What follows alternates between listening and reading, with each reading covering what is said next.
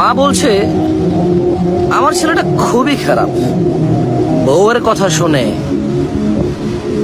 ওই একই মা বলছে যে মেয়ের জামাইটাও ভালো না, মেয়ের একটা কথাও শোনে না।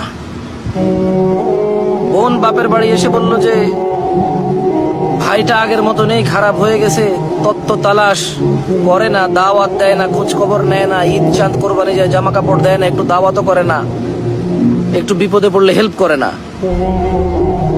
আবার ওই বোনটাই বলে আরে জানিস তোর দুলাভাইটা খুবই খারাপ, কাম কাজ করে করবি কি আর, বোনের দাওয়াত দে, বাগিনারে দাওয়াত দে, আজকে বোনের এটা হয়েছে, ভাইয়ের ওটা হয়েছে, সারাদিন তো বোন ভাই করে করে তার জীবন শেষ করে দিল।